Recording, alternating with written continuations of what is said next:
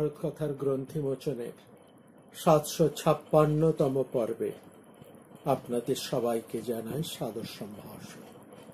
মহামতি অনন্তলালের পরম আশীর্বাদে আমরা প্রতিদিন শুনে চলেছি ভারত কথা।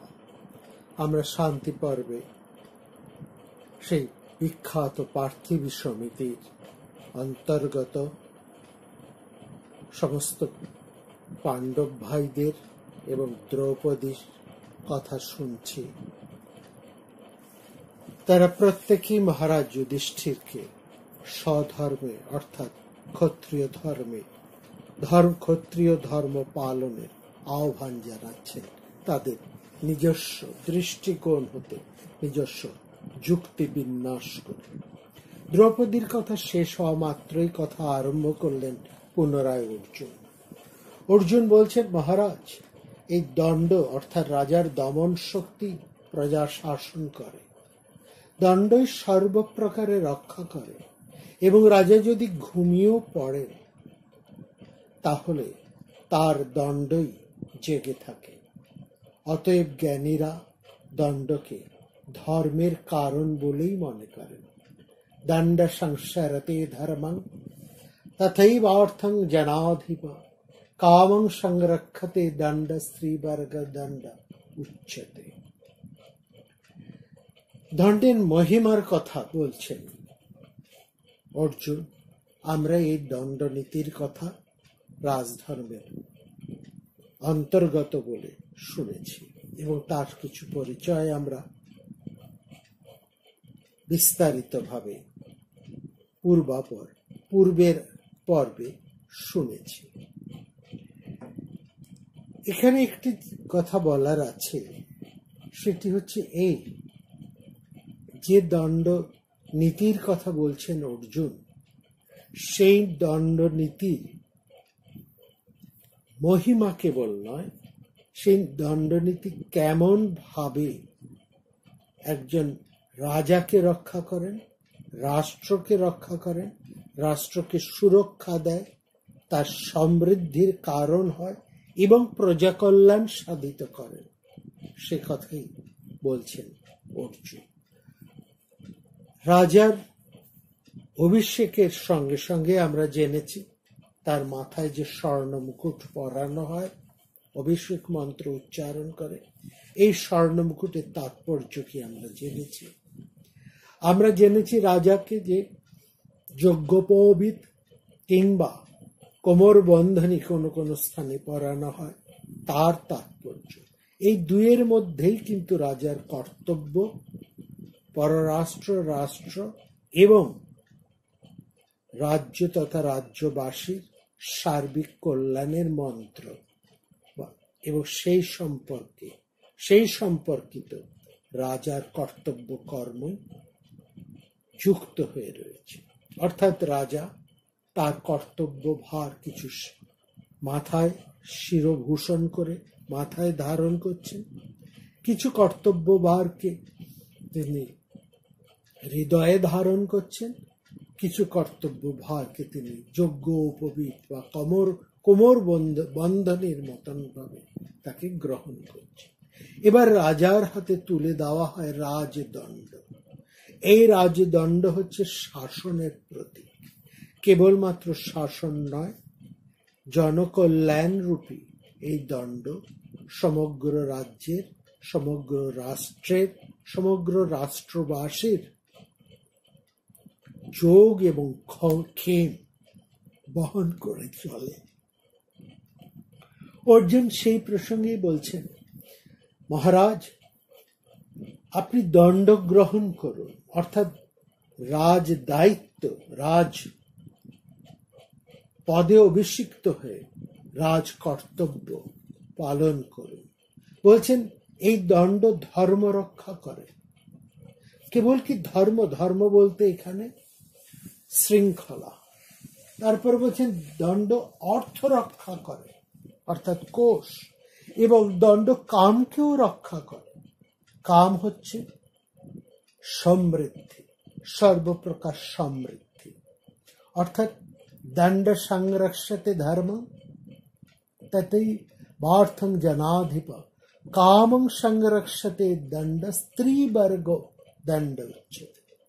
অর্থাৎ দণ্ডের মাধ্যমে শৃঙ্খলা, কোষ এবং সমৃদ্ধি রক্ষা পায়, সেই জন্য দণ্ডকে ত্রিবর্গ রক্ষক বলা হয়। দণ্ড স্ত্রীবর্গ দণ্ড উচ্যতে। অনেক মানুষ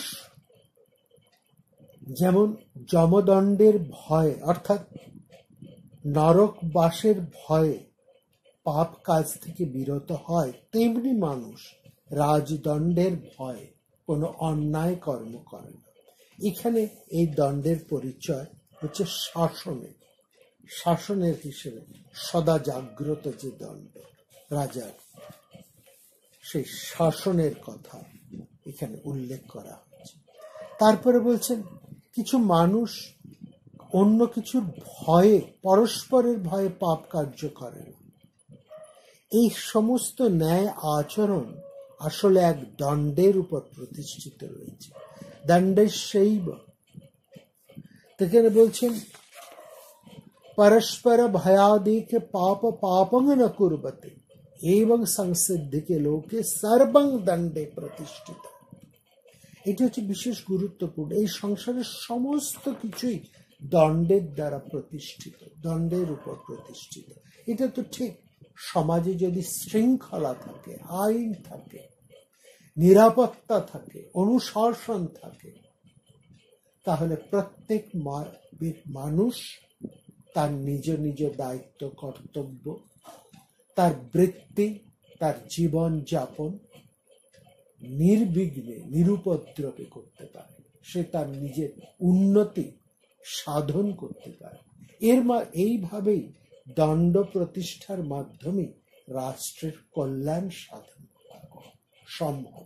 এখানে দণ্ড সেই কারণে কল্যাণ রূপী। আর সমস্ত কিছুই, জগতের সমস্ত কল্যাণ, সমস্ত সমৃদ্ধি, উন্নতি, সুরক্ষা এই দণ্ডের উপরে নির্ভর করছে। সেখানে বলছেন যেমন দুর্দান্ত মানুষদেরকে দমন করে অশিষ্ট মানুষদেরকে দণ্ড দান করে, সেই দণ্ড শক্তিকে, দমন শক্তি হচ্ছে দণ্ডের একটি কাজ। এখানে দণ্ডের কাজ হচ্ছে দমন শক্তি বা সমাজে দণ্ডদান, শাস্তি বিধান। আবার এই দণ্ড কত রকম ভাবে থাকে তার কথা বলছেন অর্জুন। বলছেন এই দমন শক্তি একজন ব্রাহ্মণের বাক্যের মধ্যে থাকে, ক্ষত্রিয়ের বাহুবল প্রয়োগের মধ্যে অবস্থান করে, বৈশ্যের ধন শক্তির উপর বিদ্যমান থাকে, কিন্তু শূদ্রের কোনো দমন শক্তি থাকে না। ভীষণ গুরুত্বপূর্ণ। বাচি দণ্ড ব্রহ্মাণং ক্ষত্রিয়াণং ভুজার্ণবম ধনদণ্ড স্মৃত বৈশ্যা নির্দণ্ড শূদ্র উচ্যতে। বলছে দমন শক্তি ব্রাহ্মণের বাক্যে থাকে। এখানে ব্রাহ্মণের বাক্যে দমন শক্তির কথা বলতে অনেকে বলছেন অভিশাপ। অভিশাপের ভয়ে ব্রাহ্মণের কেউ অসম্মান করে না, ব্রাহ্মণের কথা কেউ অন্যথাও করে না। কেবলমাত্র কি অভিশাপ তাও না, একজন বিদ্বান মানুষ, একজন শিক্ষিত মানুষ, জ্ঞানী মানুষ, পণ্ডিত মানুষ,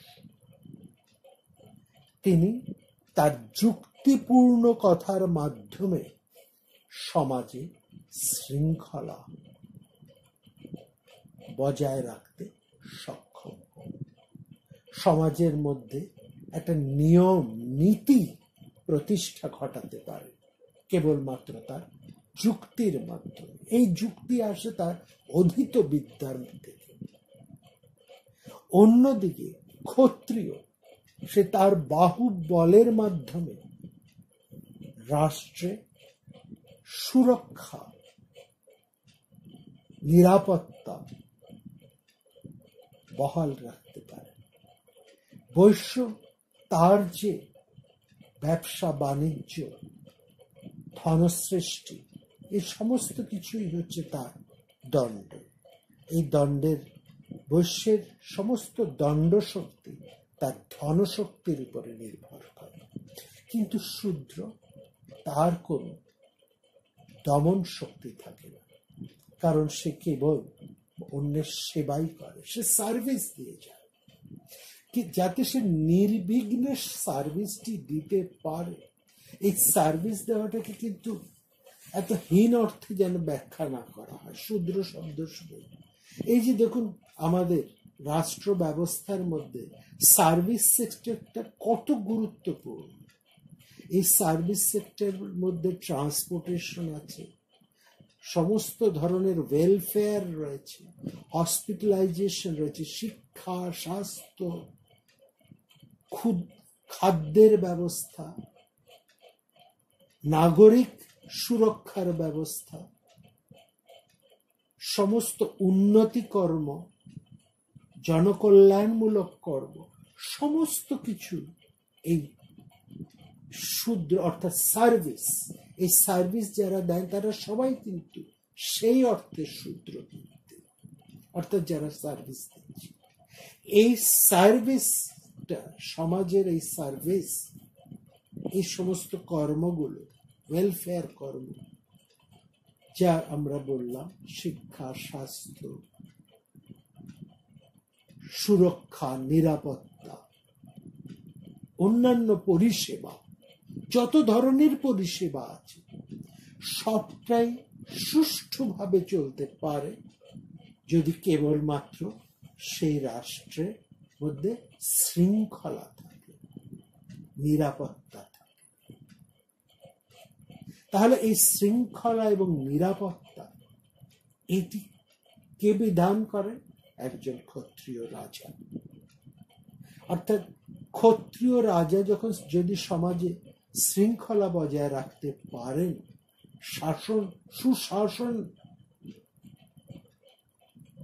সুশাসন বজায় রাখতে পারেন, তাহলে একজন ব্রাহ্মণ অর্থাৎ যিনি জ্ঞান চর্চা করেন, গবেষণা করেন, তিনি নিশ্চিন্তে তার কাজটি করতে পারবেন। একজন বৈশ্য তিনি নিশ্চিন্তে তার ব্যবসা বাণিজ্য, আর্থিক কর্মটি করতে পারেন। একজন যা কিছু সার্ভিস সেক্টরের যত কিছু কাজ, যত কিছু পরিষেবা, সবকিছু সুষ্ঠুভাবে চলতে পারে যদি সেই রাষ্ট্রের মধ্যে শৃঙ্খলা বজায় থাকে। এই শৃঙ্খলা বজায় রাখার কাজটি হচ্ছে দণ্ডের কাজ। এখানে দণ্ডকে আমরা দেখছি জ্ঞানের সাথে, এখানে দণ্ডকে আমরা দেখছি ধনের সাথে, এবং এখানে দণ্ডকে আমরা দেখছি সমস্ত পরিষেবা সহ সর্বপ্রকার সমৃদ্ধির সাথে ওতপ্রোতভাবে যুক্ত হয়ে আছে। অর্জুন বলছেন মানুষ মোহবশত দুষ্কার্য করে এবং সেই দুষ্কার্য নিবারণের জন্য, মানুষের সম্পদ রক্ষা করবার জন্য বিধাতা দণ্ড নামে এই মর্যাদা স্থাপন করেছেন। মর্যাদা স্থাপিতা লোকে দণ্ড সংজ্ঞা বিসংহৃত। এই যে মর্যাদা রক্ষা, এই যে কোনো মানুষের মর্যাদা রক্ষা, সম্মান রক্ষা, এই সম্মান মর্যাদা রক্ষা পায় সেই একই দণ্ডে। সুতরাং দণ্ড এখানে মর্যাদা রূপী।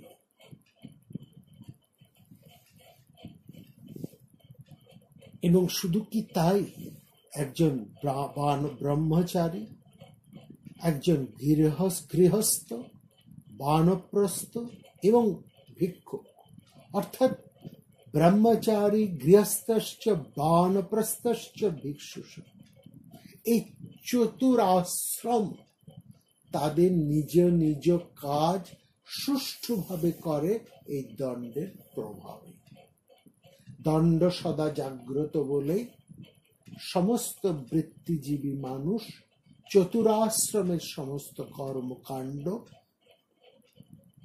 এক নিশ্চিন্ত ছন্দে নিরুপদ্রবে বয়ে চলতে পারে। আসলে মহারাজ, অর্জুন বলছেন, কেউ পরলোকের ভয় না করে যজ্ঞ করে না, কেউ পরলোকের ভয়ে ভীত না হয়ে দান করতে চায় না, এবং কোনো মানুষের যদি ইহলোক বা পরলোকের ভয় না থাকতো তাহলে সে সৎ পথে থাকতো না। অর্থাৎ মানুষ যে যজ্ঞ করে, দান করে, সৎ কর্ম করে চলে, সৎ পথে থাকে, শৃঙ্খলা পরায়ণ হয়, তার মূল কারণ কিন্তু ওই দণ্ড। অন্যের মর্মচ্ছেদ না করে, দুষ্কর কার্য সাধন না করে এবং মৎস্য ঘাতির মতন অন্যকে বধ না করে কেউ বিশেষ সমৃদ্ধি লাভ করতে পারে। অর্জুন এবার একটু চলে এসছেন অর্থনীতির মধ্যে। এতক্ষণ তিনি দণ্ডনীতির কথা বলছিলেন। আমরা শুনবো এই দণ্ডনীতি এবং অর্থনীতি একাকার হয়ে যাচ্ছে। এখানে যে অর্জুন যে কথাটা বলছেন, অন্যের মর্মচ্ছেদ না করে, অর্থাৎ অন্যকে পীড়া না দিয়ে, দুষ্কর কার্য না করে, বা মৎস্য ঘাতের, মাছকে না মেরে, অর্থাৎ অন্যকে বধ না করে কেউ বিশেষ সমৃদ্ধি লাভ করতে পারে। যে কোনো সমৃদ্ধির মূলেই অন্যকে একটু কষ্ট দেওয়ার ব্যাপার রয়েছে। এর নিয়ে আমরা বিশদে আলোচনা করেছি। রাজার অর্থাগম হবে কিসের মাধ্যমে? কর ব্যবস্থার মাধ্যমে। এই কর ব্যবস্থায় কিন্তু প্রজাকে একটু পীড়া দেয়। রাজা অন্য রাষ্ট্রকে জয় করে, তার শত্রু রাষ্ট্রকে জয় করে, শত্রুকে বধ করে নিজের সমৃদ্ধি ঘটান। সুতরাং সমৃদ্ধির মূলেই আছে কিন্তু অন্যকে পীড়া দেওয়া কিংবা বধ করা বা হত্যা করা। সুতরাং অন্যকে আঘাত না করে, অন্যকে কষ্ট না দিয়ে কেউ সমৃদ্ধবান বা সমৃদ্ধি লাভ করতে পারে। যে হিংসা করে না তার কিন্তু জগতে অতুল কীর্তি স্থাপন হয়, তার ধন হয় না, প্রজাও হয় না। এই জায়গাটা বুঝতে হবে। এটা অর্থনীতির একটি কথা। যিনি হিংসা করেন না, এখানে হিংসা অর্থে যে যুদ্ধ করে না তার যশ হয়, যে শত্রু বধ করে না তার কীর্তি হয় না, যে কোনো ধন সম্পত্তির মূলেই কিন্তু হিংসা আছে। অন্যের কাছ থেকে সেটা আহরণ করে নিয়ে আসা, ছিনিয়ে নিয়ে আসা, পররাজ্য আক্রমণ, অন্যর কাছ থেকে কেড়ে নিয়ে আসা, এই না নিয়ে আসতে পারলে সমৃদ্ধি হয় না। এবং তার প্রজাও হয় না। প্রজা অর্থাৎ রাজ্য জয় করলে সেই রাজ্য জয়ের সঙ্গে সঙ্গে তার যেমন সেই রাষ্ট্রের ভূমি তার অধিকারে আসে, সেই রাষ্ট্রের সম্পদ তার অধিকারে আসে, সেই রাষ্ট্রের প্রজারাও তার অধিকারে আসে।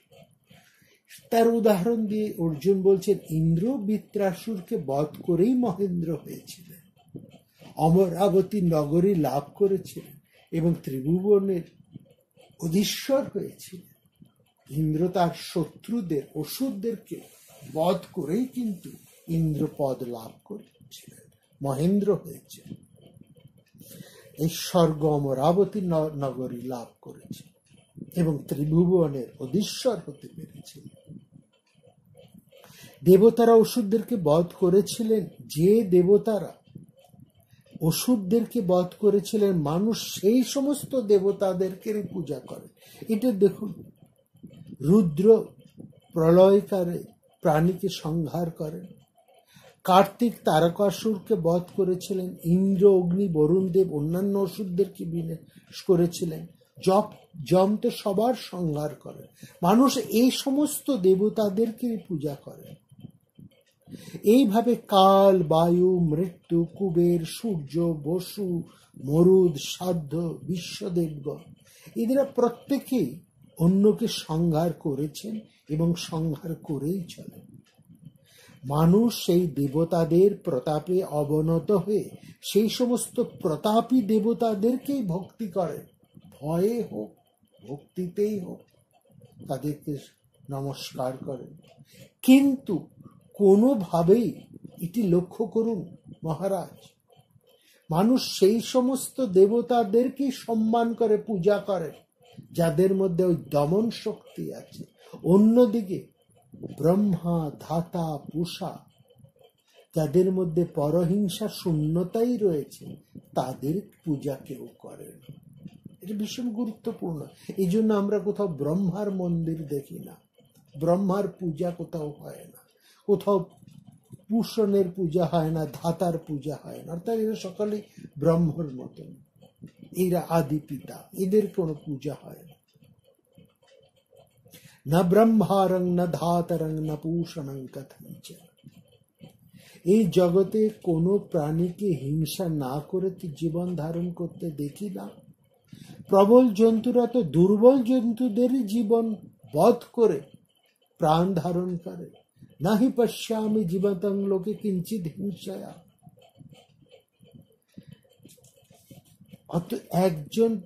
একটা পশু অন্য পশুকে বধ করে জীবন ধারণ করে, আরেকটি পশু আবার সেই পশুকে ভক্ষণ করে, আবার মানুষ আবার সেই পশুকে বধ করে খায়। অর্থাৎ এই খাদ্য খাদকের সম্পর্কই সংসারের মধ্যে বর্তমান, এবং একজন প্রাণীকে হিংসা করেই আরেকজন প্রাণী বেঁচে থাকে। এই খাদ্য খাদক স্বভাবযুক্ত সৃষ্টি প্রাণীদের নিজের অদৃষ্ট রয়েছে। এর জন্য তো কোনো মানুষ মোহিত হয় না, প্রাণ ধারণের জন্য এই হিংসাবৃত্তি চলেইছে। মহারাজ, এই সর্বতভাবে মহাবিষ্ট কিছু মুনি গ্রাম থেকে বেরিয়ে গিয়ে বনে গিয়ে ক্রোধ বিদ্বেষ পরিত্যাগ করে স্বজন বর্গের ভরণ পোষণ করেন, এটা মুনি ধর্ম। কিন্তু দণ্ডনীতির প্রয়োগ করে সমস্ত মানুষের কার্যই তো সিদ্ধ হয়, এই ব্যাপারে তো কোনো সন্দেহ নেই। দণ্ডনীতাং প্রণীতায়ং সর্বে সিদ্ধান্ত পক্রমঃ কৌন্তেয় সর্বভূতানাং তত্র মে নাস্তি সংশয়। এই সংসারে যদি দণ্ড না থাকতো তাহলে সমস্ত সংসারই নষ্ট হয়ে যেত, জগতে বিশৃঙ্খলা দেখা যেত, এবং এই বিশৃঙ্খলা থেকে মৎসান্যায় অরাজকতা দেখা যেত। দণ্ডশ্চৈন ভবেল্লোকে বিনশরিমায় প্রজা জলে মৎস্যানি ভক্ষণ দুর্বলং বলবত্তরা। এই যে দণ্ড আছে বলেই সংসারের মধ্যে শৃঙ্খলা আছে, এবং এই দণ্ডের প্রভাব যদি না থাকতো সমাজে বিশৃঙ্খলা দেখা যেত, এবং সেখানে মৎস্যান্যায় দেখা যেত। মৎস্যান্যায় বড় মাছ যেমন ছোট মাছদেরকে খেয়ে ফেলে, এই সংসারের প্রবলেরা দুর্বলকে নাশ করে ফেলত। বলছেন, সৎ অসৎ কার্যের বিভাগকারী দণ্ড যদি জগতে না থাকতো তাহলে এই সমস্ত জগৎই গাঢ় অন্ধকারে আবৃত হয়ে যেত, কিছুই জানা যেত না। অন্ধং তময় বেদং সন্নং প্রজ্ঞায়ত কিঞ্চন দণ্ডশ্চৈন ভবল্লোক বিভাজন সাধ্য সাধু। তারপরে বলছেন, সবচেয়ে গুরুত্বপূর্ণ বলছে, সমস্ত সংসারী দণ্ডের অধীন। নির্দোষ লোক জগতে যেহেতু দুর্লভ, কিন্তু দুষ্ট লোকে যেহেতু জগৎ পরিপূর্ণ, দুষ্ট লোকের সংখ্যাই যেহেতু বেশি, সেই জন্যই দণ্ডের এত মহিমা, দণ্ডের এত প্রয়োজনীয়। এই দণ্ডের ভাতে ভীত হয়েই সংসারে অধিকাংশ অসাধু মানুষের বাস। তারা ভয়ে ভীত হয়ে নিজের নিজের কর্তব্য কর্ম করে চলে। হিংস্র পশুদের মধ্যেও যদি দণ্ডের ভয় না করত তাহলে তারা সংসারের অন্য প্রাণীকে শেষ করে ফেলত, এবং এই দণ্ড যদি রক্ষা না করত তাহলে সমস্ত শিশুরা নষ্ট হয়ে যেত, সমস্ত শৃঙ্খলা লোপ পেয়ে যেত।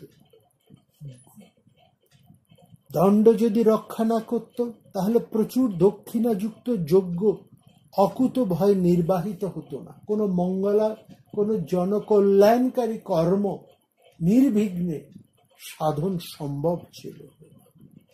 দণ্ড যদি রক্ষা না করত, তাহলে কোনো মানুষ, কোনো প্রাণী তার নিজের কাজ করত না। দণ্ড যদি না থাকতো, তাহলে ভৃত্য প্রভুর আদেশ পালন করত না, পুত্র পিতার কথা শুনত না, ধর্মের ভয় থাকতো না। আসলে সমস্ত লোকই দণ্ডের ভয়ে সুনিয়মে চলেছে। দণ্ডে স্থিতা প্রজা সর্বা ভয়ং দণ্ডে বিদুর্বুধা দণ্ডে স্বর্গ মনুষ্যানাং লোকহং সুপ্রতিষ্ঠিত। বলছেন দণ্ডের ভয় মানুষের স্বর্গের গতি, এবং দণ্ডের উপরেই এই সমস্ত জগৎ প্রতিষ্ঠিত।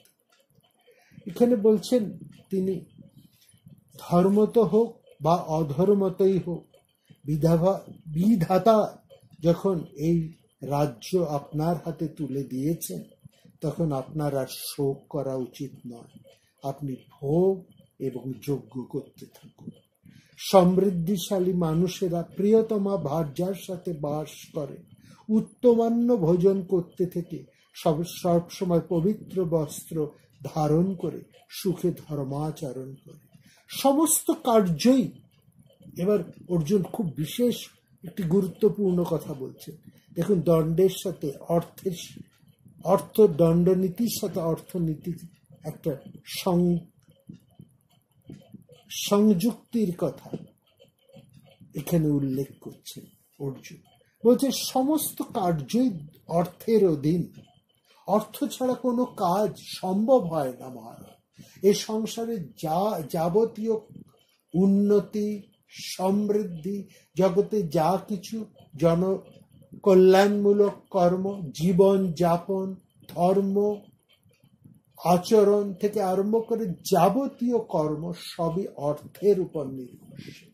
অর্থকে বাদ দিয়ে কোনো কিছুই সম্ভব নয়। সেই অর্থ আবার মহারাজ দণ্ডের অধীন। অতএব দণ্ডের গুরুত্বটা অনুধাবন করুন মহারাজ।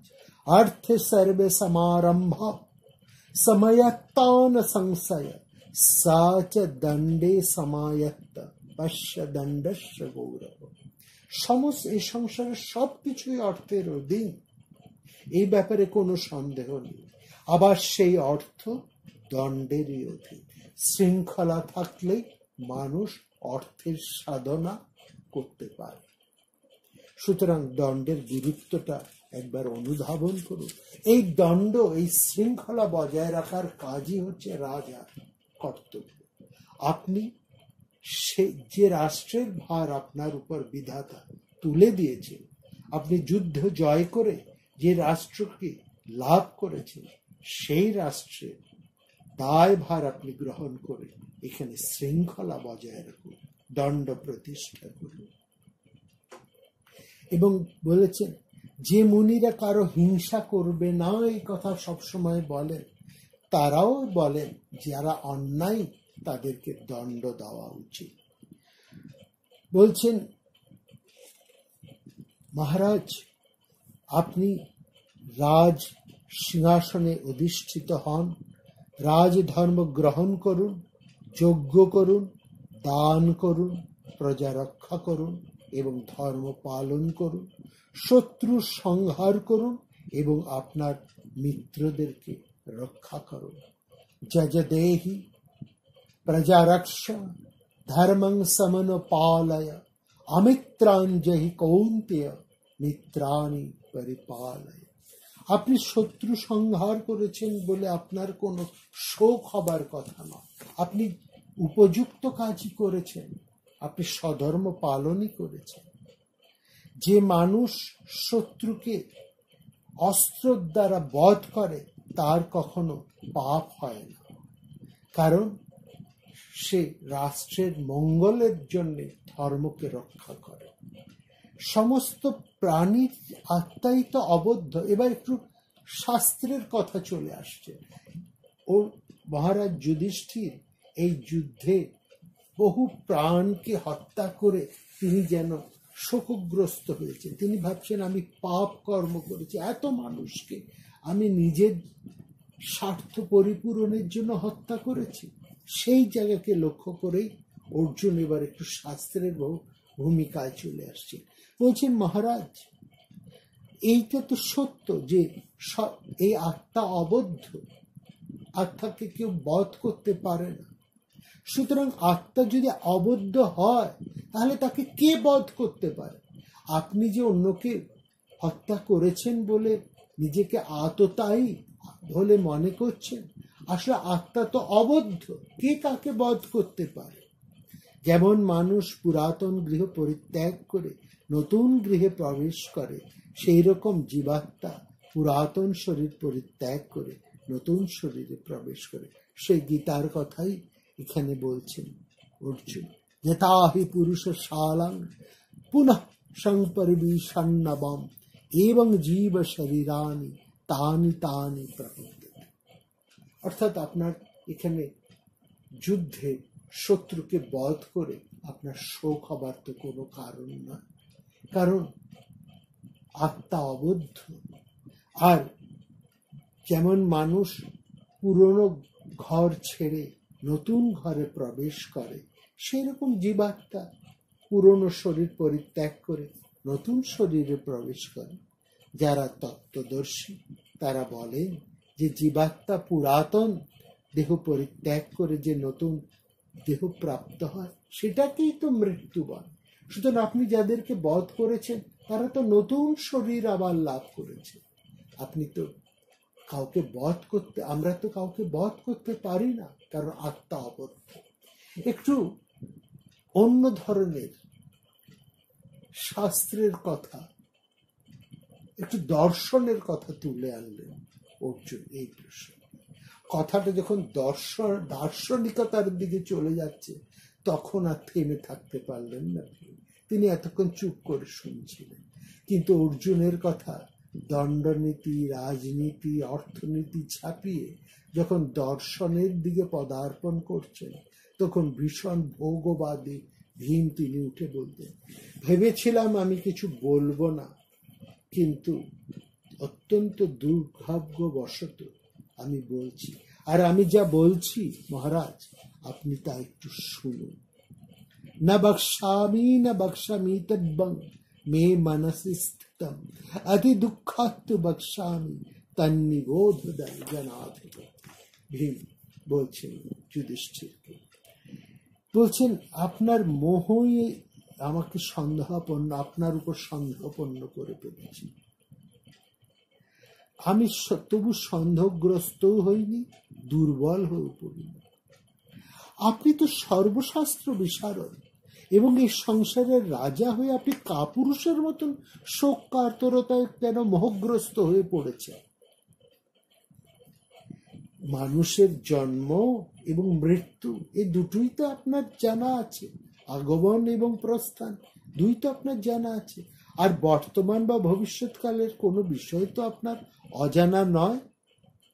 আমি রাজত্ব বিষয়ে দুই একটি কথা আপনাকে বলছি, আপনি একটু মন দিয়ে সেটা শুনুন। শারীরিক এবং মানসিক এই দুই ধরনের রোগ জন্মায়, এই দুই পরস্পর এক জন্ম হয়, কিন্তু একটাকে ছেড়ে অন্যটাকে কখনো দেখা যায় না।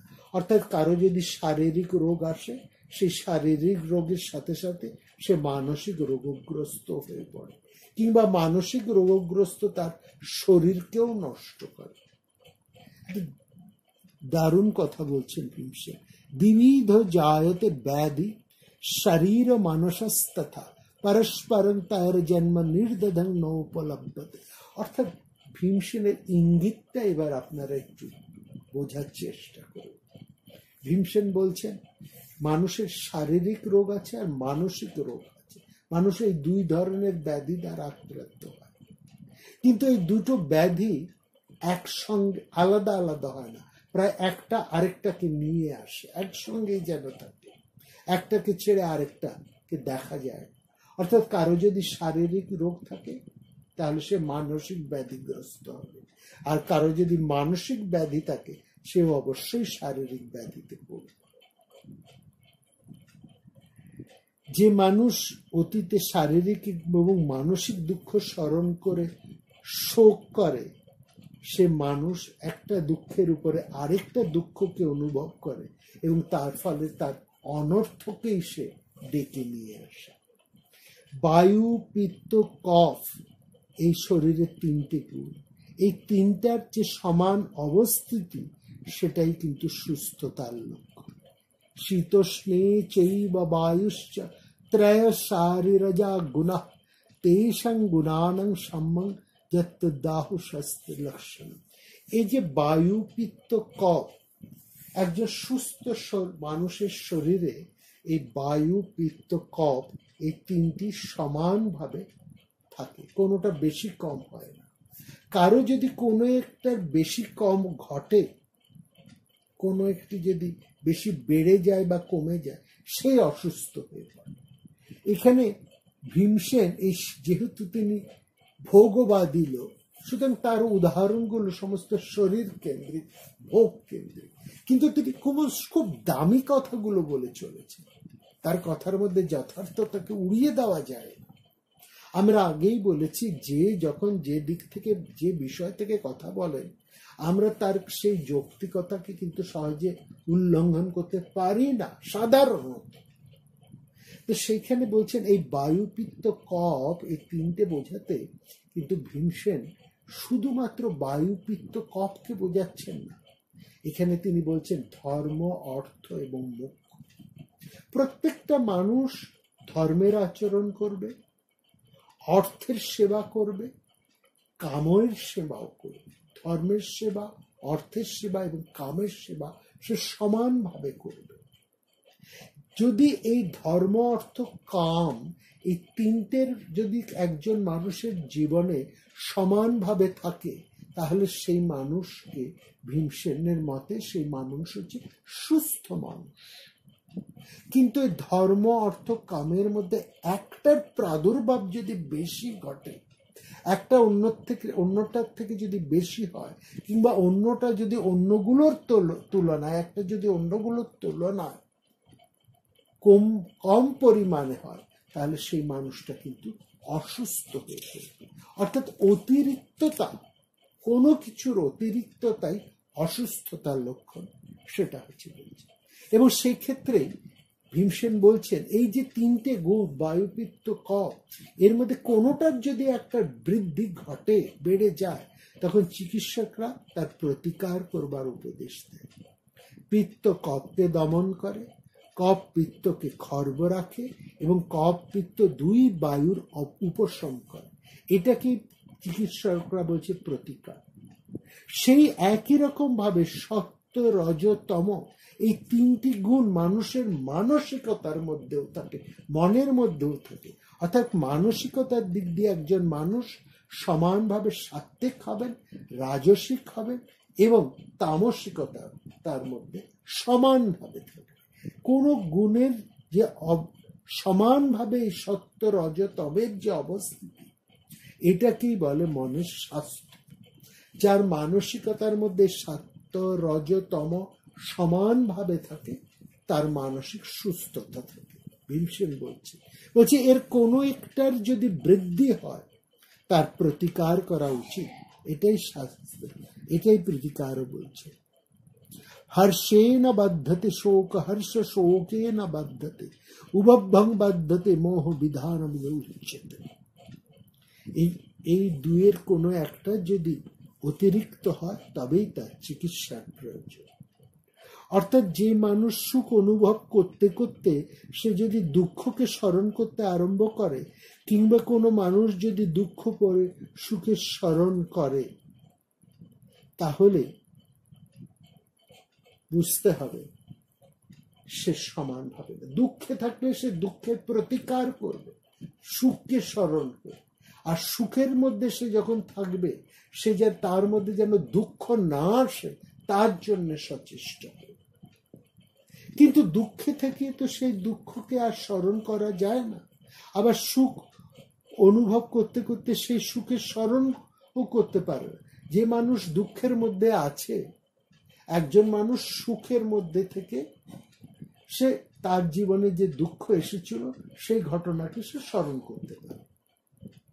কিংবা একজন মানুষ দুঃখের মধ্যে থেকে তার জীবনে যদি কখনো সুখ এসেছিল, সে সুখী জীবনের কথা স্মরণ করতে পারে। বা দুঃখের মধ্যে থেকে সে যেমন সুখী জীবনের কথা স্মরণ করতে পারে, আবার সুখের মধ্যে বসবাস করতে তার জীবনে যে অতীতে দুঃখ ছিল সেই কথাও সে স্মরণ করতে পারে। কিন্তু দুঃখের মধ্যে দিয়ে যে যাচ্ছে সে দুঃখকে আর নতুন করে কি স্মরণ করবে? বা যে সুখের মধ্যে যে আছে সে সুখকে আর নতুন করে কি স্মরণ করবে? সেটা করতে পারে না। সুখ অনুভব করতে পারে, মধ্যে থেকে সে দুঃখকে স্মরণ করতে পারে না, আবার দুঃখের মধ্যে পড়ে সুখকেও সে যথার্থভাবে স্মরণ করতে সমর্থ হয় না। সুতরাং যে মানুষ সুখের মধ্যে থেকেও দুঃখের মতন মুখ বেজার করে থাকে, সেটাকে বলতে হবে তার স্বভাবের দোষ। সুখের মধ্যে থেকে সুখকে অনুভব করতে হয়, দুঃখের মধ্যে থেকে দুঃখের প্রতিকার করতে হয়।